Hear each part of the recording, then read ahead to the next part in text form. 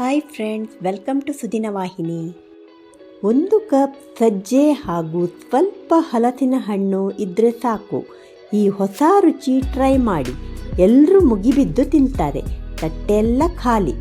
ಇವತ್ತಿನ ರೆಸಿಪಿ ಸಜ್ಜೆ ಹಾಗೂ ಹಲಸಿನ ಹಣ್ಣಿನ dosa, pearl millet Jack fruit dosa.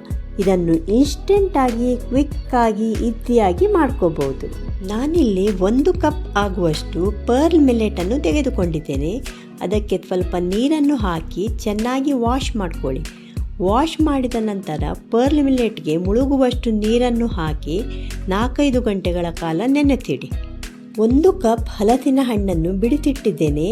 ಅದನ್ನು ಮಿಕ್ಸಿ ಜಾರಿಗೆ ಸ್ವಲ್ಪ ಹಾಕಿ ರುಬ್ಬಿಕೊಳ್ಳಿ.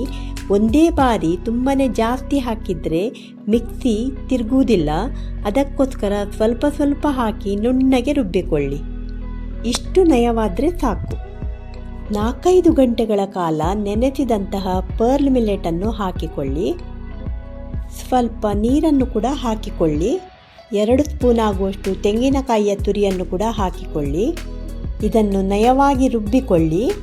ಸ್ವಲ್ಪ ಉಪ್ಪನ್ನು ಕೂಡ ಸೇರಿಸಿಕೊಳ್ಳಿ.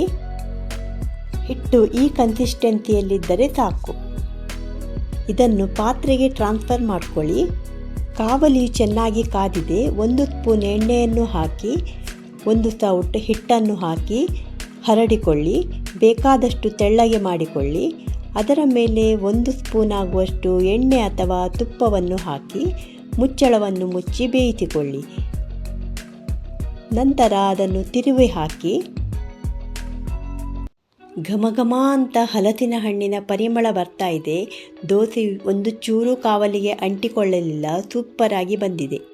ನಿಮಗೆ ಈ ವಿಡಿಯೋ ಇಷ್ಟ ಆದರೆ ಒಂದು ಲೈಕ್ ಕೊಡಿ ಹಾಗೂ ಸಬ್ಸ್ಕ್ರೈಬ್ ಮಾಡಿ.